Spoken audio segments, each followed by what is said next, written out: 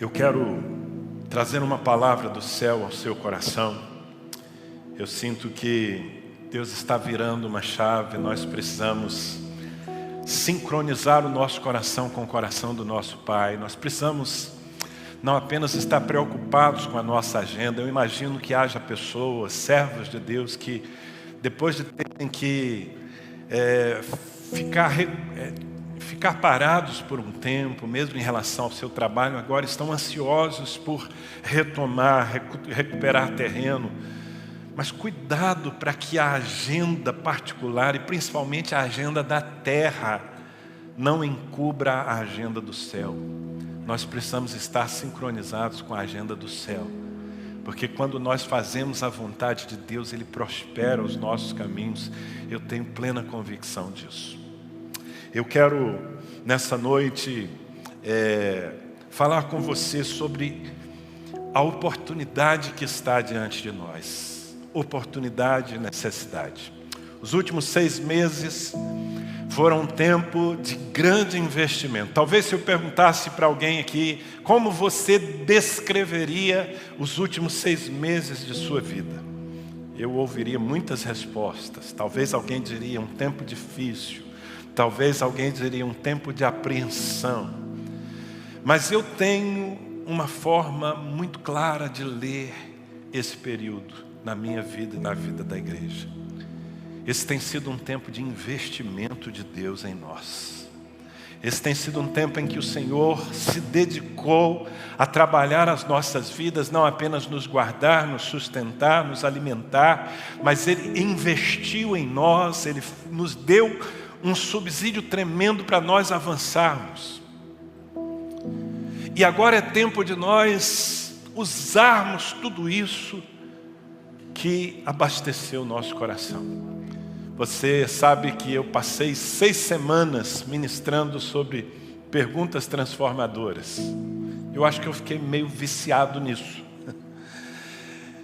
E deixei, como eu já disse, várias perguntas para trás, para não ficar só nesse tom aqui. Uma delas, uma pergunta que Deus fez a um homem chamado Isaías. Está no capítulo 6 do livro de Isaías. Não é sobre isso que eu vou pregar, não vou ler o texto, apenas quero trazê-lo à sua memória. Isaías estava tomado pelo espírito da morte. Era um tempo difícil para a nação de Judá.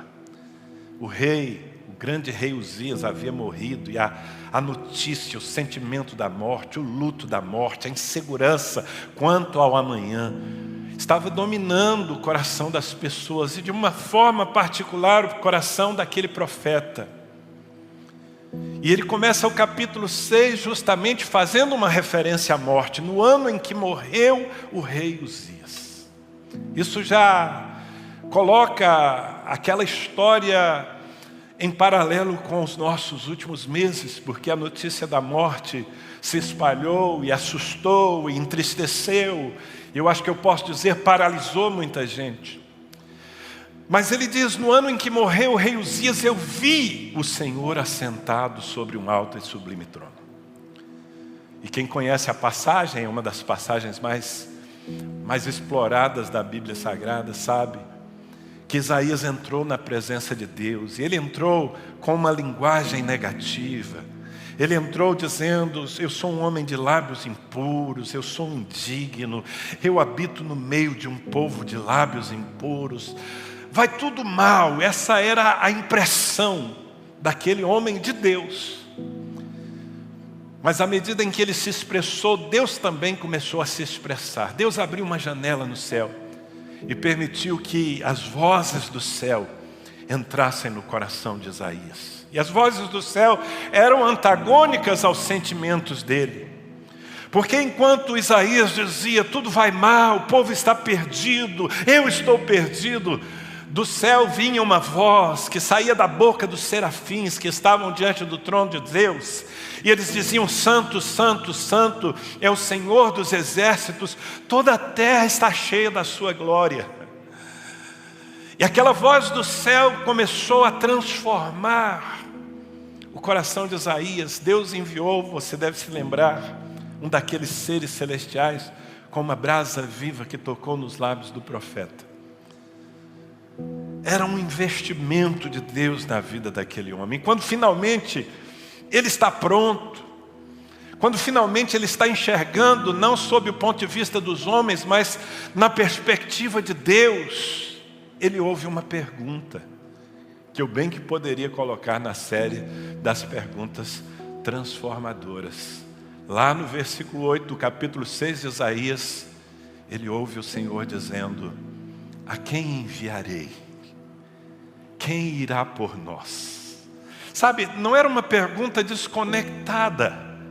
Tinha a ver com a experiência daquele homem, que entrou na presença de Deus negativo, pessimista, desanimado, mas que agora, abastecido pela glória, com a sua boca queimada pela brasa viva do altar, ele tinha uma nova perspectiva. E aí, Deus faz uma pergunta a ele. Não foi uma pergunta a esmo, foi uma pergunta que Deus fez a ele: a quem enviarei? A essa terra que está tomada pelo luto, a quem enviarei?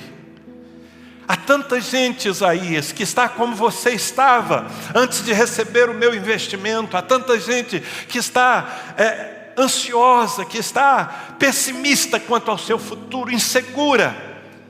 A quem enviarei?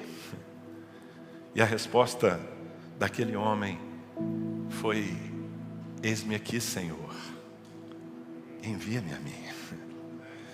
Perguntas transformadoras. Aquela pergunta não apenas transformou Isaías, porque ele sai dali para ser o profeta mais messiânico, aquele que mais anunciou a vinda de Jesus Cristo antes dele vir, mas foi transformadora para todos aqueles que o ouviram. E eu estou falando disso porque eu creio que nós estamos num tempo assim. Eu creio que Deus está olhando para a igreja, depois de ter queimado os nossos lábios com a brasa viva do altar, depois de ter nos pastoreado, nos sustentado, nos guardado, nos instruído, alinhado o nosso coração.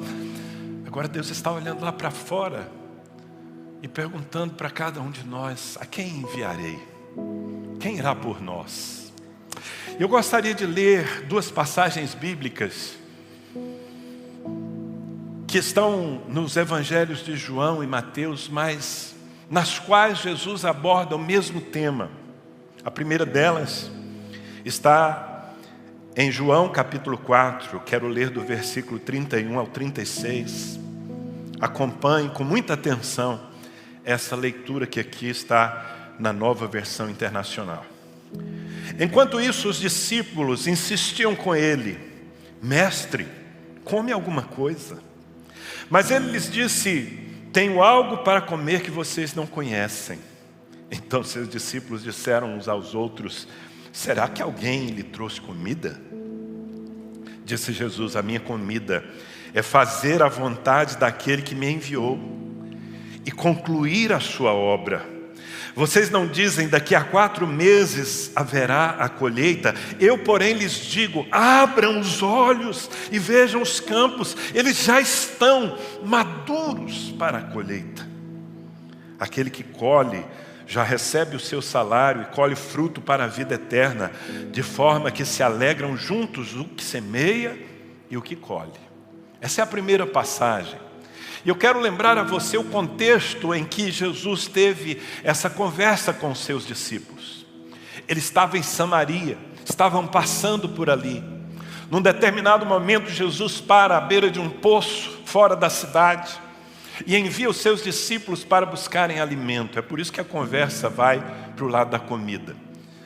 E eles vão buscar alimento na aldeia dos samaritanos, e Jesus fica sozinho ali. E se aproxima uma mulher com a vida estragada, que nós conhecemos como a mulher samaritana.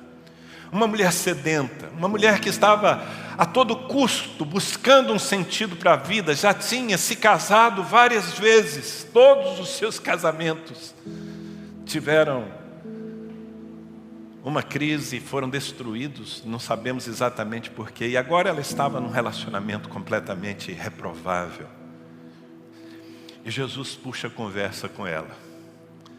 Jesus quebra os protocolos, porque em primeiro lugar, não era muito aceitável que um judeu puxasse conversa com um samaritano. Eram povos que não se davam.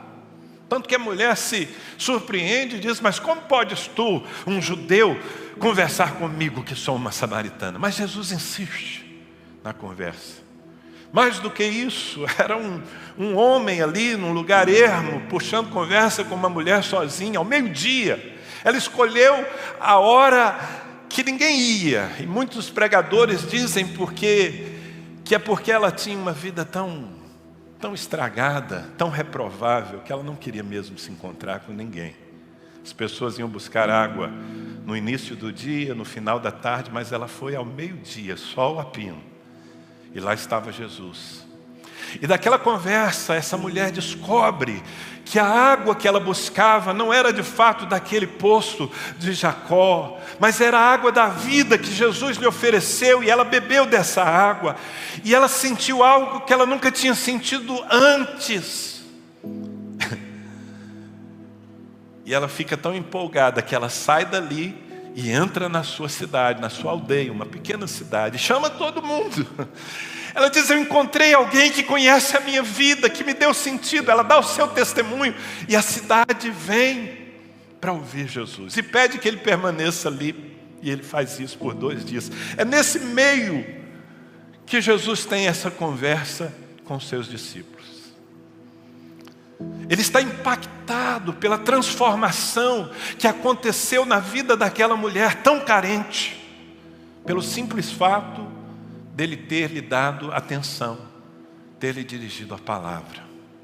Bom, eu quero ler o outro texto, porque você vai perceber que o assunto é o mesmo. Está em Mateus capítulo 9, versículo 35.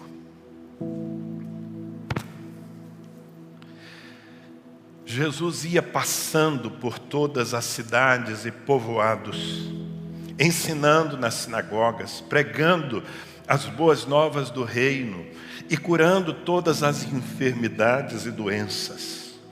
Ao ver as multidões, teve compaixão delas, porque estavam aflitas e desamparadas, como ovelhas sem pastor. Então disse aos seus discípulos: a colheita é grande, mas os trabalhadores são poucos. Peçam, pois, ao Senhor da colheita que envie trabalhadores para a sua colheita. Quantos conheciam esse texto bíblico? Eu acredito que muitos de vocês. Percebe que o assunto é o mesmo. Agora Jesus não está impactado com a carência de uma mulher samaritana, ele está impactado com a carência de muitas pessoas, as multidões. Ele passava pelas aldeias e ele percebia quão sofridas estavam as pessoas. No olhar de Jesus estavam aflitas e desamparadas, e esse sentimento, nós precisamos fazer alguma coisa. Nós não podemos perder a oportunidade. Fez com que ele se referisse a uma missão primordial, que a igreja deve cumprir o tempo todo, mas sabe, há momentos, há períodos em que isso se torna ainda mais urgente. Sabe, queridos, eu sinto uma coisa. Há uma porta que está aberta. Por trás dessa porta, dentro das casas, há gente sofrendo. Há pessoas dominadas pelo medo, pela ansiedade, pela depressão. Há muitos casamentos que estão terminando. Alguns deles, durante esses últimos 6 meses, eu estou falando da nossa cidade, já ruíram. Há crianças que estão sendo abusadas, há mulheres que estão apanhando dos seus maridos. Há muita tragédia dentro das casas. Hoje, antes de vir para cá, eu vi uma manchete. A manchete dizia: o Brasil é o país mais ansioso do mundo. A ansiedade provoca tanto sofrimento nas pessoas. As pessoas foram trancadas dentro da sua casa por um período grande. Elas foram encharcadas da ameaça da morte. Se ligassem às suas televisões, ficavam piores ainda, porque as notícias eram sempre de pânico. continuam ainda necessidades. Pessoas que estão necessitando de luz. E essa porta está aberta. Nós precisamos entrar por ela. E eu digo que precisamos entrar porque essa porta vai se fechar. Logo, logo, e já está acontecendo, as pessoas estão voltando aos poucos às suas atividades, muitas delas correndo atrás do prejuízo. E é bem capaz que em pouco tempo, muitos daqueles que estão com o coração aberto hoje, muitos daqueles que estão dispostos a ouvir o Evangelho, a receber uma oração, eles vão estar tão distraídos com a vida novamente, que nós não vamos mais conseguir comunicar aos seus corações. É um momento chave. Não é à toa que nós decidimos, ainda que tenhamos desafios, mas preferimos olhar pelo lado da oportunidade, da necessidade, não da dificuldade. Nós decidimos nos mover de novo como igreja, para entrar nas casas. É verdade que não podemos entrar presencialmente, não é adequado ainda, mas podemos entrar através da internet, podemos falar ao coração das famílias, podemos dizer a essa mulher que não sabe mais o que fazer com os filhos trancados, que não sabe mais como defendê-los do nervosismo daquele pai que está aflito e manifesta a sua aflição em violência, em brutalidade, porque afinal de contas ele não sabe como vai pagar as contas.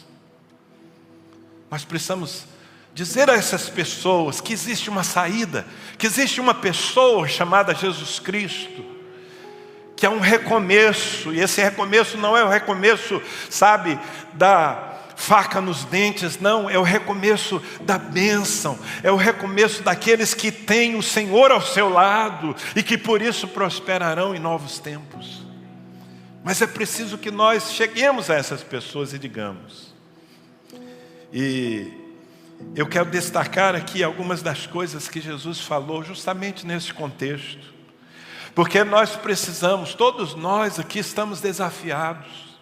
Se você é um discípulo de Jesus Cristo, você é um membro dessa comunidade, esteja você aqui, esteja você em casa, você está desafiado a entrar por uma porta e levar Jesus consigo. Casas de paz, mais uma vez estamos falando disso, mas talvez nunca tivemos, ao longo de tantos anos, nunca tivemos uma situação tão urgente, tão necessária. E Jesus aqui, ao tentar formatar a mente dos seus discípulos, veja, esses caras eram os líderes que ele estava formando para a igreja, que ainda iria nascer.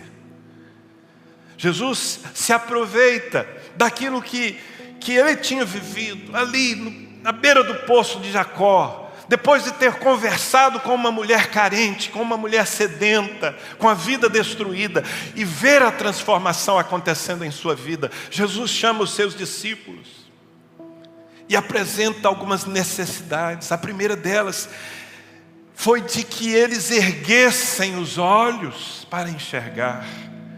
Em João 4:35, na parte B do versículo, nós lemos: eu, porém, lhes digo, abram os olhos e vejam os campos. Abram os olhos. Eu gostaria que essa palavra ecoasse no fundo do seu coração. Abra os olhos. Há uma necessidade, há uma oportunidade, mas você precisa levantar os olhos. Na outra tradução diz: erguei os vossos olhos e vede os campos que branquejam para a ceifa. Sabe, levantar os olhos é ter uma atitude intencional. É parar de olhar para mim, é parar de apenas ficar girando em torno da minha vida, das minhas necessidades, das minhas apreensões, e perceber que ao meu lado há gente que precisa do que eu tenho. Talvez eu esteja preocupado com aquilo que eu não tenho, mas há pessoas que estão desesperadas por aquilo que eu tenho, e o que eu tenho é a luz do Evangelho, é a presença de Deus, é o poder do Espírito na minha vida. Nós precisamos fazer esse exercício, levantar os olhos e enxergar. Sabe, Tem sido 6 meses em que Deus se preocupou conosco. E Ele não vai deixar de cuidar de nós, muito ao contrário. Chegou a hora em que Deus quer, na verdade, que nós percebamos que enquanto cumprimos a sua vontade, Ele cuida de nós. Eu não sei quantos aqui têm experimentado a fidelidade do Senhor enquanto o servem, mas sabe, eu tenho experimentado isso na minha vida. Às vezes nós achamos que é necessário ficar ocupados com as nossas demandas, quando Deus só precisa que nós o sirvamos. Enquanto nós servimos a Deus, Ele vai abrindo os nossos caminhos. Você deve se lembrar da história de Jó. Jó era um servo de Deus e ele entrou num vale terrível de sofrimento. A pobreza, a morte, a enfermidade, de todos os lados ele foi atacado e sofreu muito. E nós temos um livro que descreve esse tempo em sua vida. São 42 capítulos. E na maioria desses capítulos nós encontramos esse servo de Deus preocupado consigo mesmo. Na maioria deles se lamentando diante do seu sofrimento.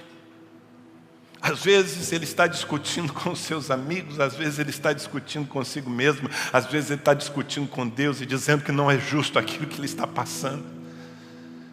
Enquanto Jó se preocupa consigo mesmo, nada muda em sua vida. Mas chega um momento em que a Bíblia diz: e Deus mudou a sorte de Jó, enquanto ele orava pelos seus amigos.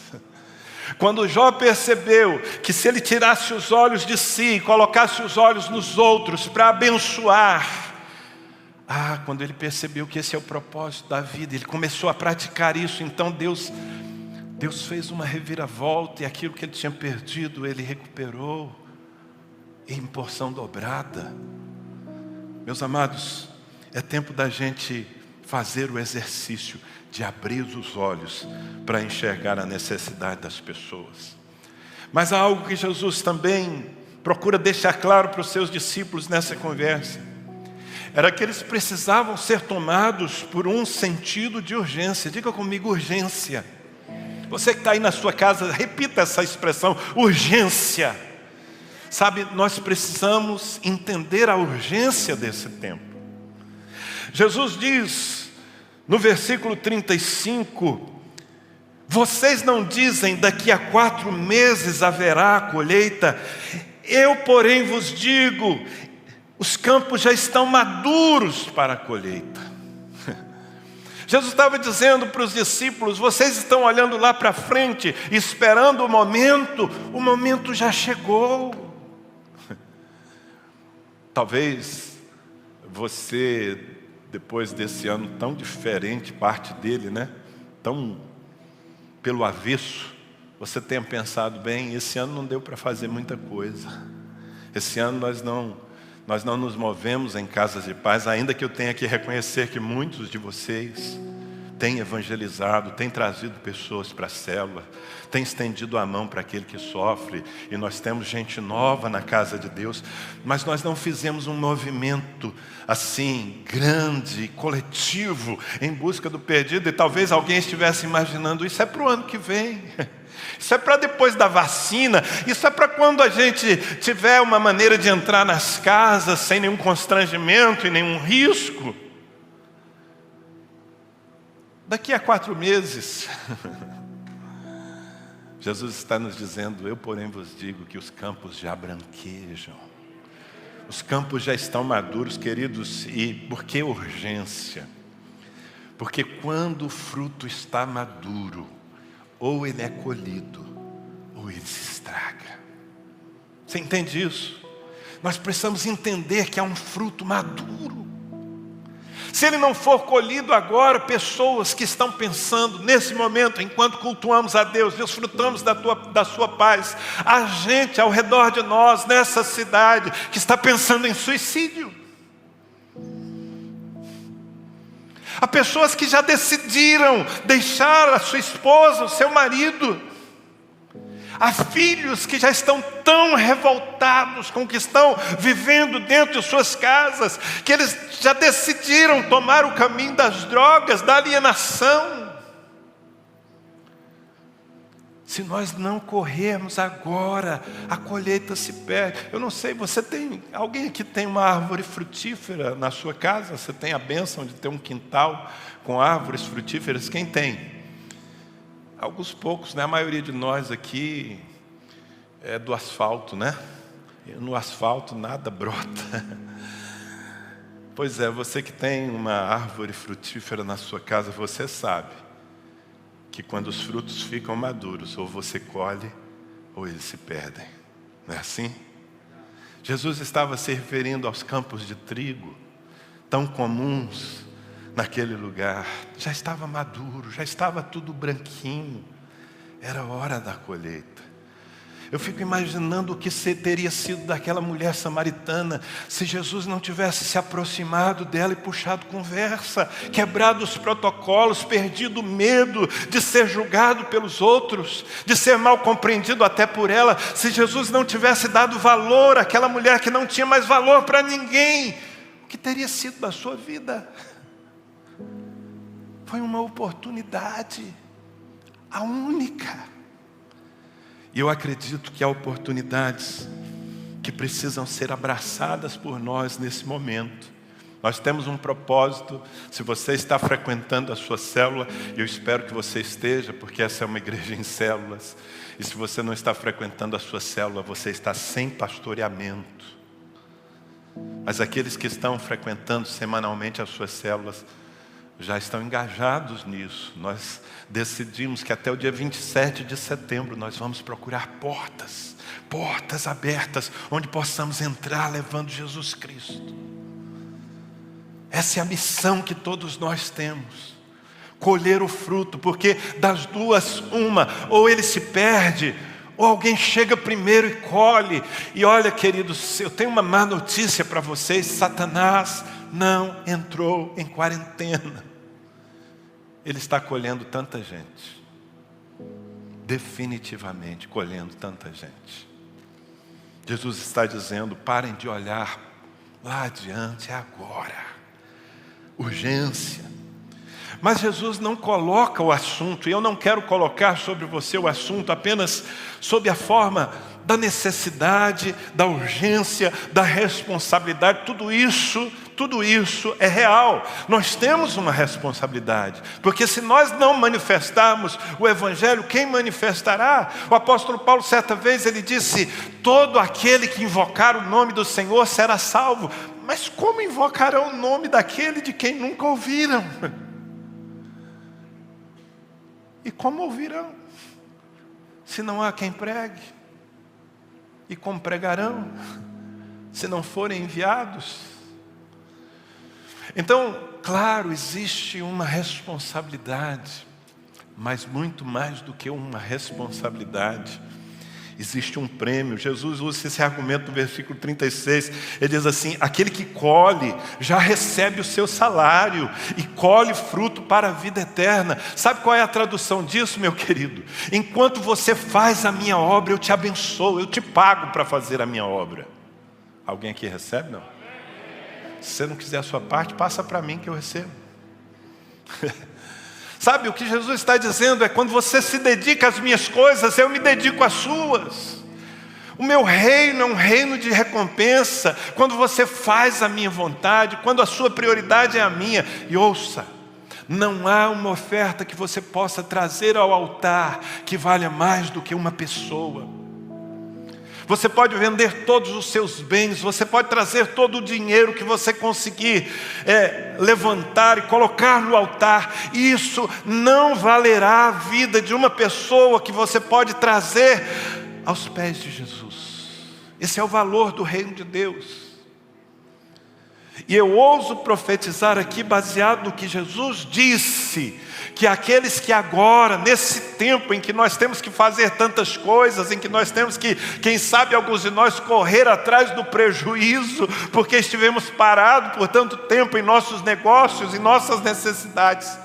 Mas eu ouso profetizar que aquele que nesse tempo se dedicar à colheita de vidas, receberá do Senhor a recompensa aqui. Agora não é só aqui não. Jesus diz, aquele que colhe já recebe o seu salário e colhe fruto para a vida eterna. Amado, eu espero aquele dia em que eu estiver lá na chamada do céu. Vai ter uma chamada lá, não vai? Deve ter. E quando chamarem o meu nome, eu não estarei sozinho.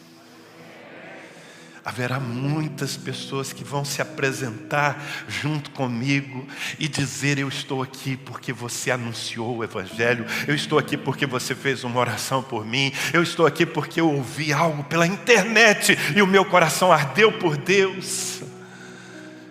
Amado, quando você é usado por Deus para a transformação de uma pessoa, isso fica como um crédito eterno sobre a sua vida. Porque você sabe que a salvação nos é comum, a salvação é para todos. Somos salvos não por aquilo que fazemos, somos salvos pelo que Jesus fez na cruz do Calvário. Isso é salvação, mas paralelo à salvação existe um ensino, uma verdade, uma promessa, que é o galardão. O Senhor recompensará a cada um na eternidade, de acordo com as suas obras. Então a eternidade não vai ser igual para nós. Não me peça para explicar isso, porque eu não fui lá ainda. Mas eu creio na palavra. E não há obra maior que eu possa fazer para Deus do que anunciar o Evangelho, do que responder à carência, à necessidade de uma pessoa enferma e colocar as mãos sobre ela e ser usado para um milagre em sua vida. Amém, queridos? Então, nós precisamos ser animados pela recompensa. Não só conscientizados da necessidade, mas animados pela recompensa. E o sentimento que deve nos mover é o sentimento que movia Jesus.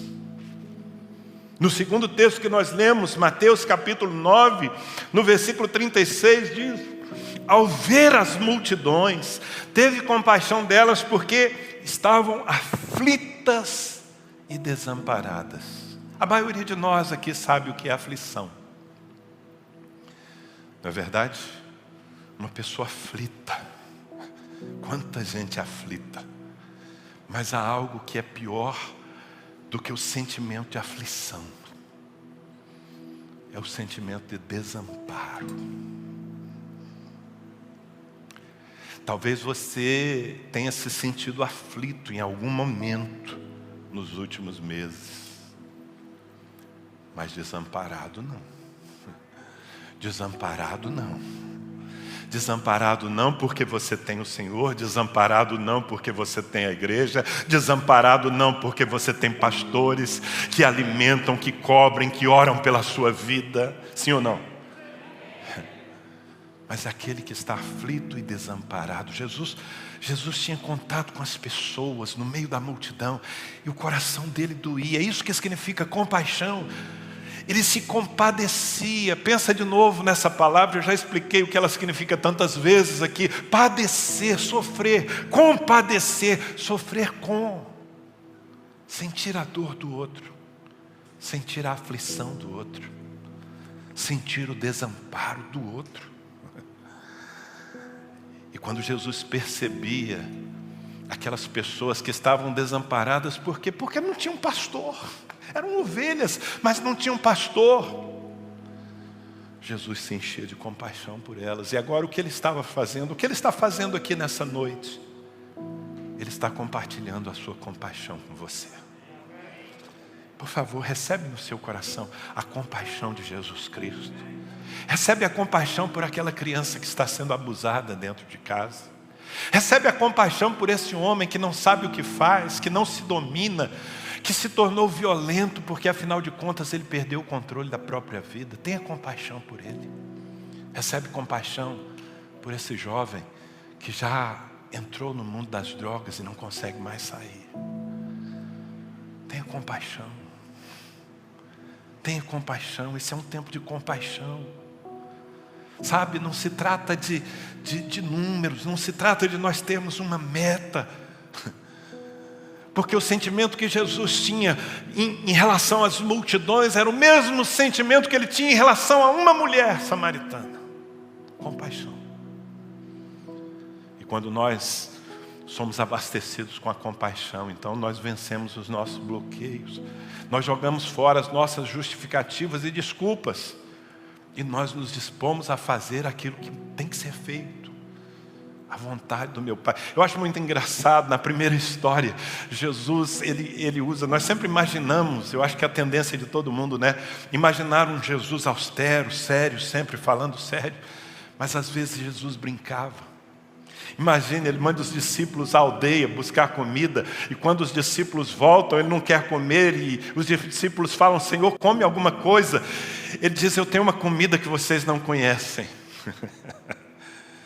Eu acho que os discípulos devem ter olhado uns para os outros. Será que alguém passou aqui e deixou um pudim? E ele guardou só para ele. Jesus não é de fazer isso.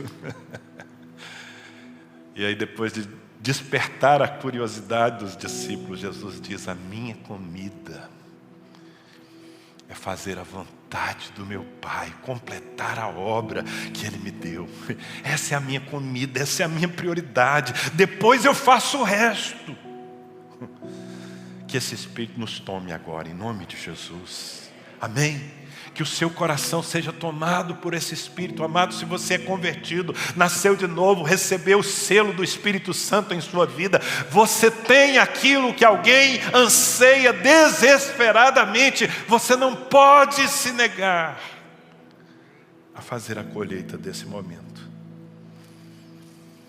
Nós precisamos perceber que existe um drama agora.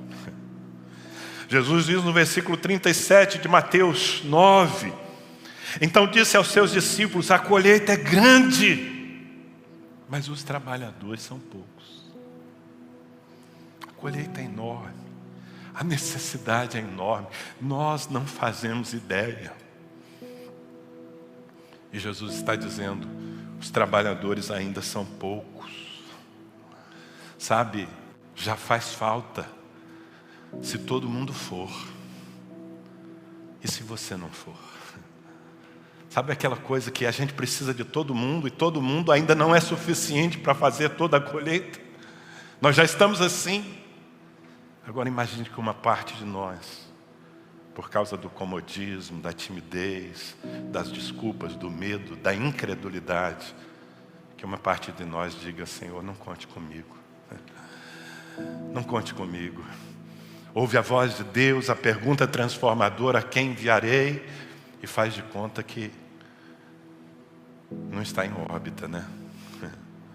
Não, é agora, queridos, e é com todos nós. Depois de 6 meses investindo nas nossas vidas, Deus quer nos dar a essa cidade. Deus quer nos dar a essa cidade. Eu quero me dirigir a você que está nos acompanhando pela internet. Talvez você seja uma dessas pessoas aflitas. Você ainda não tem um compromisso com Jesus. Você não faz parte de uma igreja evangélica. E você precisa, olha, não importa de onde você está nos assistindo, seja de Ribeirão Preto, seja do outro lado do Brasil, nós estamos aqui para levar Jesus à sua casa. Para transformar a sua casa, que talvez tenha se transformado, tenha se tornado nesses últimos dias num ambiente de guerra, num ambiente hostil. Nós queremos fazer com que a sua casa se torne uma casa de paz. E se você está ouvindo essa mensagem, por favor, manifeste-se aí pelos comentários mesmo. Aliás, nós vamos colocar aqui na tela um número de WhatsApp. Eu não estou falando com pessoas que são crentes, que fazem parte de uma igreja evangélica. Você é ovelha, talvez esteja aflito, mas não está desamparado. Você tem pastor. Eu estou falando com as ovelhas que não têm pastor. Se você precisa ser pastoreado, pastoreada, envie uma mensagem para nós agora. Diga, eu quero que a minha casa se transforme numa casa de paz. Nós vamos entrar em contato com você. Tem uma multidão de gente aqui nesse lugar e nessa cidade disposta a estender o olhar para a sua vida. Amém, gente? Sabe isso que eu fiz com eles agora? É o que você precisa fazer com seus vizinhos. Essa semana Deus vai lhe colocar, quem sabe por conta dos seus negócios, do seu emprego, Deus vai lhe colocar em conexão com várias pessoas. Levante os seus olhos. Perceba que, quem sabe por trás daquele olhar seguro da vida está uma carência enorme. Ouse falar de Jesus e dizer: ei, esse é um tempo difícil. Esse é um tempo em que todo mundo está precisando de luz, de paz. E Deus quer fazer isso. Você não topa buscar a Deus? Proponha. Vamos fazer uma casa de paz. Essa pessoa vai perguntar: mas o que é isso? Explica para ela. E proponha uma reunião virtual, através do computador, do celular. Aliás, você já baixou o aplicativo das casas de paz, não? Quem baixou o aplicativo? Quem gostou do aplicativo? Ficou legal, não? Gostou? Puxa vida, é uma ferramenta a mais. Obviamente, se você tem o livrito, você já tem a ferramenta principal. O aplicativo te dá muito mais mobilidade, habilidade para fazer o trabalho que tem que fazer. Mas, por favor, esteja atento, queridos. E, por fim, eu quero terminar falando de um último ponto aqui, mas praticando esse ponto. No versículo 38, Jesus disse: peçam, pois, ao Senhor da colheita que envie trabalhadores para a sua colheita. Peçam. A outra tradução diz: rogai, rogai, até mais forte, né? Rogar é mais do que pedir. Rogai ao Senhor da seara que envie trabalhadores para a sua seara. O que ele está falando? Ele está falando da necessidade de nós orarmos. E sabe, eu acho que não faz muito sentido nós entendermos simplesmente: Senhor, envia trabalhadores, porque enviar, Ele já nos enviou. Já fomos enviados, convocados. Mas eu acredito que essa oração deve ter a seguinte intenção: Senhor, eu vou, eis-me aqui, mas me envia cheio do Espírito Santo. Me envia com a autoridade que eu vou precisar. Me envia com o poder dos milagres que as pessoas estão necessitando. É isso que é ser enviado. Lembra quando Jesus fez as casas de paz pela primeira vez? Com 70 discípulos novos convertidos, e Ele os enviou, e eles foram e abriram casas de paz e voltaram possuídos de alegria. Isso está em Lucas capítulo 10. E eles dizem: Senhor, foi maravilhoso, até os demônios se submeteram a nós. Jesus disse: claro, eu enviei vocês com autoridade, eu lhes dei autoridade. É isso que eu quero fazer nessa noite aqui, orar com você e pedir ao Senhor da seara, ao Senhor da colheita, que nos envie a todos nós, os que estão aqui, os que estão na sua casa, que Ele nos envie com a autoridade que nós precisamos. Você topa essa parada?